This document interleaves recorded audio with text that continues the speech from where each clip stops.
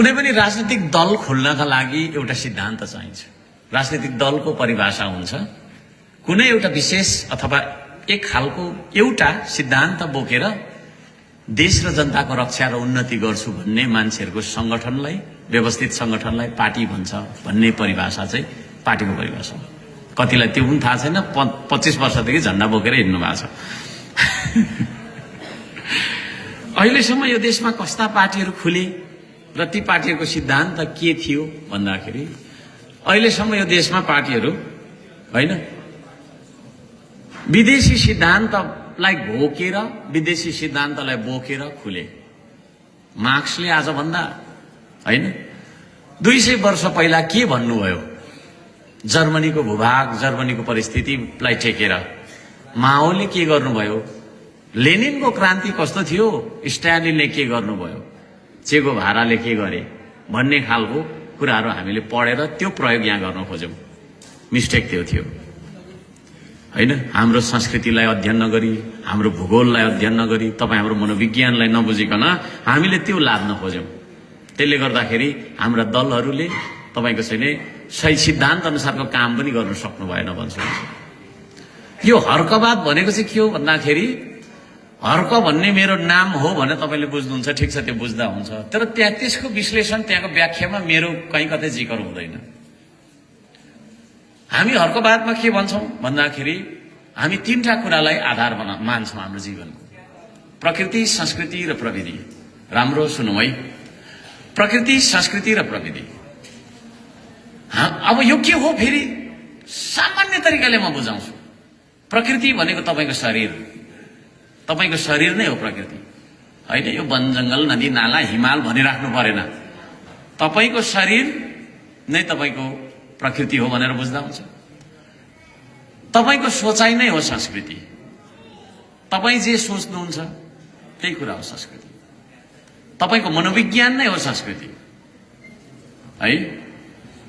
शरीर प्रकृति भएको कारणले गर्दाखेरि चाहिन्छ हैन। हामीलाई भात खानु परेको, पानी पिउनु परेको, किनभने हामी शरीरमा बाँचिरहेको मान्छे भएको कारण।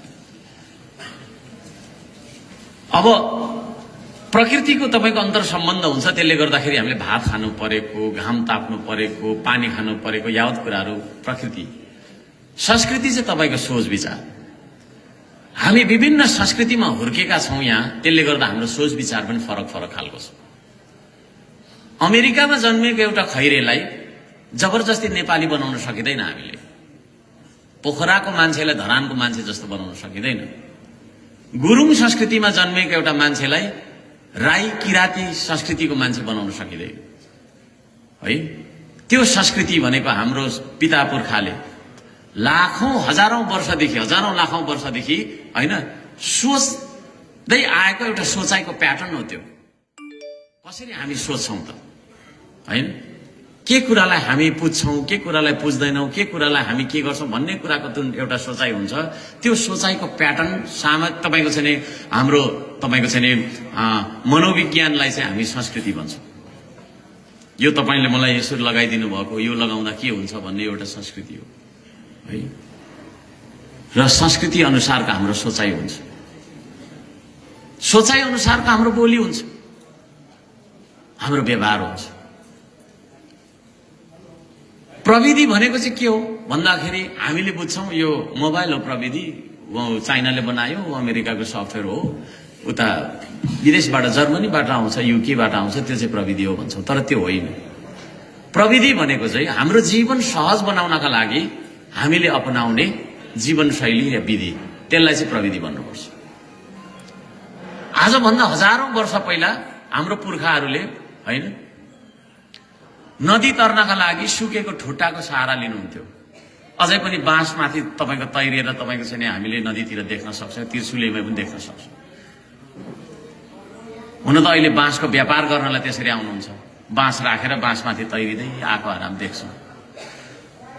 त्यसलाई देखेर मान्छेले डुङ्गा बनाउनु भयो, डुङ्गालाई देखेर पानी जहाज बनाउनु भयो। प्रविधि त्यतिखेरै पनि थियो। प्रविधि चाहिँ अमेरिकाबाट आउने अहिलेको अत्याधुनिक तपाईको सामानलाई प्रविधि भन्न मिल्दैन। आफ्नो जीवनलाई सहज बनाउनका लागि मैले अघि भर्खर भने हाम्रा पिता पुर्खाले आजभन्दा 2500 वर्ष पहिला भाङ्रालाई कुटेर होइन आफ्नो शरीर ढाक्नुभयो है। भाङ्रालाई कुटेर त्यो तानमा यसरी तानेर चाहिँ एउटा तपाईँको खाडीको लुगा बनाउनु, त्यो खाडीको लुगा बनाउने विधि नै थियो प्रविधि। र यसरी प्रकृति संस्कृति र प्रविधि मिलेर हाम्रो जीवन बनेको हुन्छ। प्रकृति संस्कृति र प्रविधिको मिश्रणले मात्रै हाम्रो जीवन सम्भव छ। यो तीनटा मध्ये एउटा कुरा निकालिदियो भने हाम्रो जीवन चल्दैन है। जस्तै 3 चुला भन्छौं नि, 3 चुलामा एउटा चुला भत्केर गयो अथवा एउटा अल्गो भयो, दुईटा अल्गो भयो भने त्यहाँ माथि चाहिँ तपाईको लेभल हुँदैन भने जस्तो प्रकृति संस्कृति र प्रविधिलाई सन्तुलित हिसाबबाट हामीले विकास गर्नुपर्छ भन्ने सिद्धान्त हामीले बोकेका छौं। अब यो त तपाईको कुनै राजनीतिक सिद्धान्तै भएन। राजनीति भनेको त बन्दुक बोकेर हिँड्ने, खाँदै गरेको रोटी खोसाएर खाने, अरूले बस्दै गरेको कुर्सी लात्ताले हानेर त्यहाँ बस भनेर हामीलाई गलत कुराहरू पढाइ है। अनि हामीले चीनमा हेरेको क्रान्ति देख्यौं, अब त्यसो गर्नुपर्छ भन्ने लाग्यो हैन। त्यसको ठुलो घर चलाइदे, त्यहाँ भत्काइदे, मेरो झुपडी छ भने मेरै जस्तो हुनुपर्छ भन्नेतिर लाग्यो। त्यो होइन। हाम्रो जीवन भनेको बोर लाग्यो। हाम्रो जीवन भनेको, मैले फेरि यसलाई सहज गरेँ है, हाम्रो जीवन भनेको प्रकृति प्रविधि र संस्कृति र प्रविधिको सन्तुलन हो है। यो सन्तुलनबाट कुनै एउटा तत्त्व मात्रै कमी भयो अथवा बढी भयो चल्दैन, चलेको मान्नु हुँदैन। यसलाई भन्छ हर्कवाद। अब अघि मैले भने यस्तो क्रान्ति गर्नु, बन्दुक बोक्नु पो हो त क्रान्ति। हामीले चाहिँ बुझ्दैनौँ, श्रम संस्कृतिवादीले बुझ्दैन। र त्यो प्रकृति संस्कृति र प्रविधि नै हाम्रो जीवन हो भनिरहेका छौं भने हाम्रो राजनीतिक दर्शन पनि हाम्रो जीवन जस्तो हुनु पर्यो। अहिले चाहिँ के छ, हाम्रो राजनीतिक दर्शन देब्रेतिर लागिरहेको छ, हाम्रो जीवन दाहिनेतिर लागिरहेको छ। शिक्षा पनि उता गइरहेको छ, भेट हुँदैन हैन। हामीले गरेको तपाईको चाहिँ राजनीतिले हाम्रो संस्कार संस्कृति भत्किरहेको छ आज हैन। हाम्रा तपाईको चाहिँ पिता पुर्खाले मानेका मान्यताहरू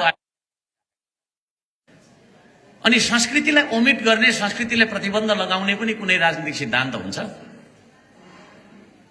है। ठुल्ठुलो घरहरू बनाऊ, पैसा तपाईहरुको चाहिँ सुनको पलाङमा सुत्नु, तर तपाईले गुरुङ भाषा चाहिँ नबोल्नु है भनेर भन्यो भने त्यो विकास मान्ने मैले, तपाईले मान्ने होइन नि त हैन। त्यसले गर्दाखेरि हामी भौतिक विकासलाई मात्र विकास मान्दैनौं, विकास पनि हुनुपर्छ है। प्राकृतिक विकास पनि हुनुपर्छ। ठुल्ठुलो बाटो बनाउने, सबै प्राकृतिक सम्पदा चाहिँ तहस नहस गर्ने, वन जंगल उडाएर विकास हुँदैन। वादले त्यसलाई विकास मान्दैन। प्रकृतिको हामी संरक्षण गर्छौं, प्रवर्धन गर्छौं, संस्कृतिको संरक्षण गर्छौं, प्रवर्धन गर्छौं र प्रविधिको विकास गरेर जान्छौं। हाम्रो प्रविधि थियो पहिला, पछि गएर हामीले सबै कुरा अरूकै भन्नु थाल्यौं हैन। आज भन्दा तपाईको 15